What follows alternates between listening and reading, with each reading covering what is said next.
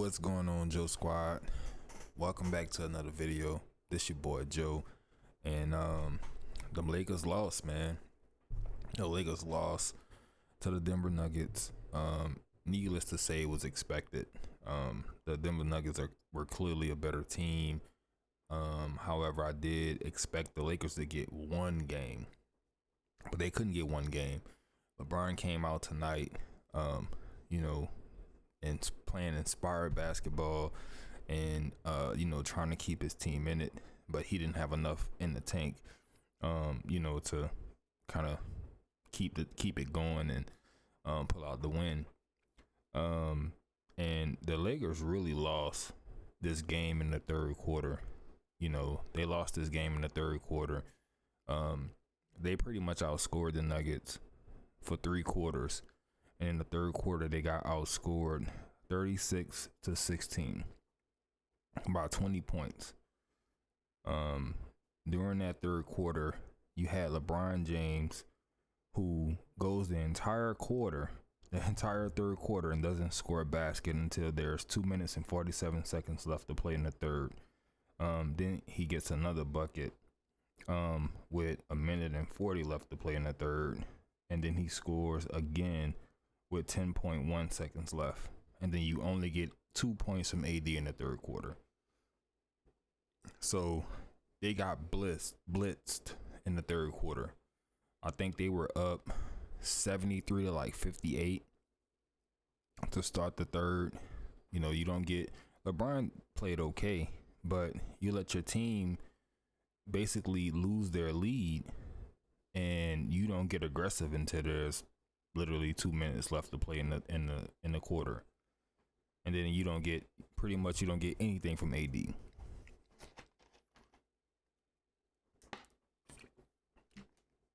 You can't have that happen when you see this team fighting back.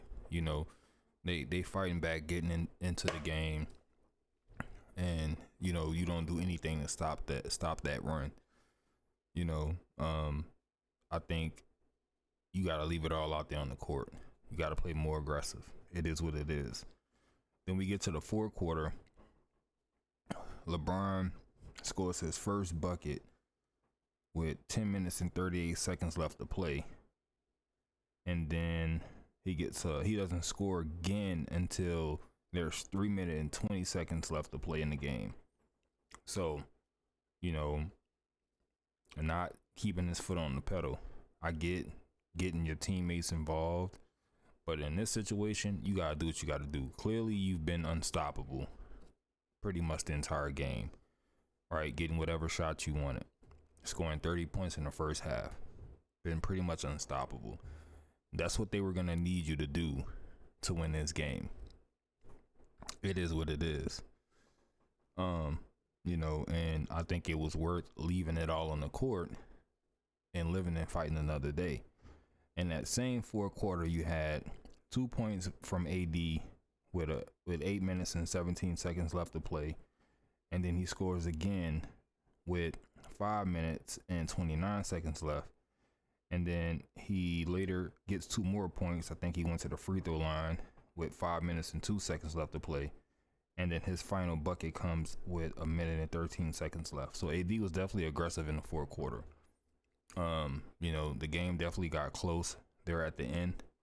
But like I said, I think if you get a more aggressive LeBron James in that third quarter, then maybe they go ahead and put the Nuggets to bed early, and then they can actually come out of the game and rest.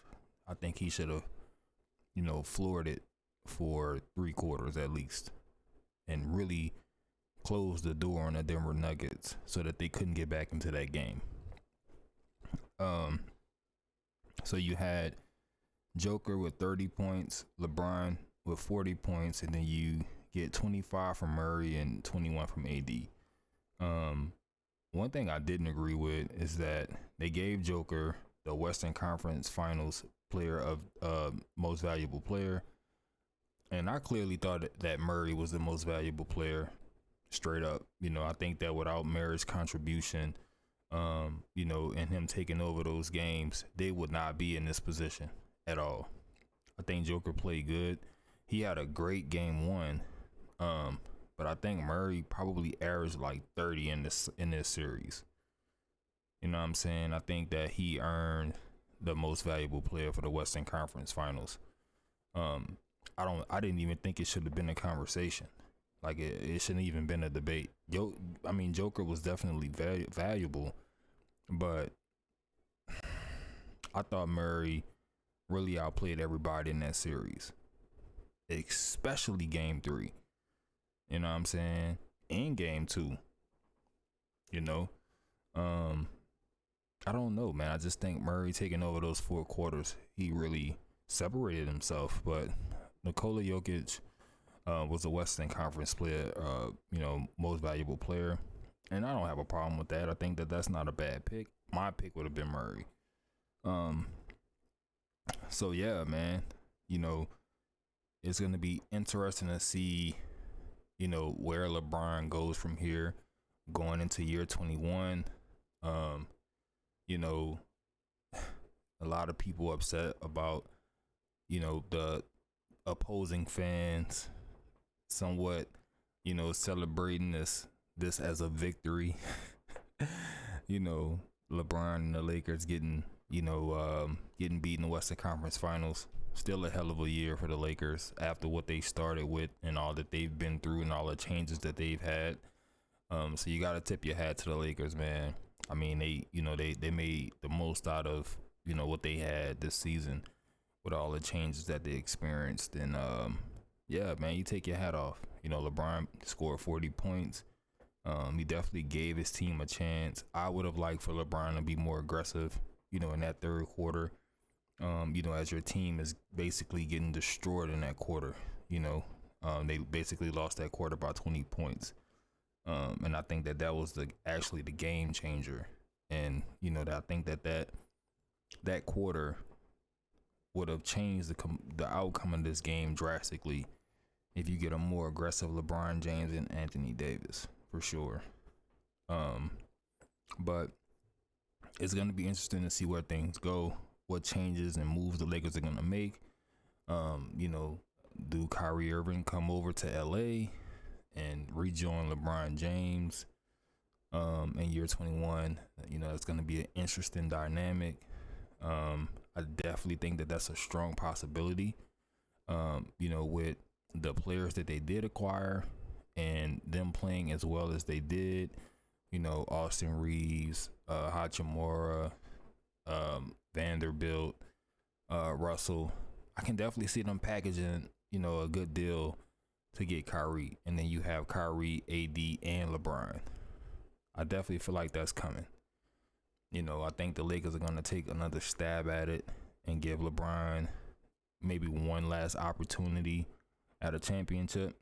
And, I think that we'll see, if they can't get it done next year, I think we'll probably see the end of LeBron in his storied career. And it's hard to imagine a league without LeBron James, man. I talk a lot of shit, but, man, it's difficult, man, to not have a league without LeBron in it. One thing about Kobe retiring is that, you did have an heir apparent. LeBron was present, and, it became his league. And, he was the person that you turned on the TV screen to watch. He was box office. And, I mean, without LeBron, I can't see who that next player is. Who's going to be that next universally box office, player. I don't see it. Steph, I guess it'll go to Steph. I guess it will have to go to Steph. And, he'll have to carry that torch. But yeah, we'll see. So anyway, yeah, man. Lakers fall to the Denver Nuggets. You'll more than likely have a Denver Nugget, Miami Heat NBA Finals. And, be interested to see how that's gonna play out. I will say, if Jimmy Butler goes on to win this finals, man, he's definitely the best player in the NBA. He's definitely the best player in the NBA. The path that he traveled, the players that he's beaten to get to that point, would have been historic, maybe damn near unprecedented. With a Miami Heat team where he's the sole superstar on that team, right? So definitely makes for some entertaining, dialogue, and it's definitely gonna be interesting to see how that all plays out. But yeah, man, till next time, this your boy Joe Squad. If you stopping by to check out the video, man, please hit that subscribe button if you're not already subscribed. Leave me a comment, let me know what you guys think. Definitely like this video. And yeah, man, down goes Frazier, I guess.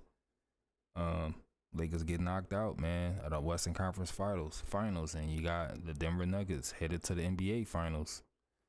Crazy, man, crazy. But anyway, man, that's all the time I got for tonight, man. Till next time, y'all. I'm out.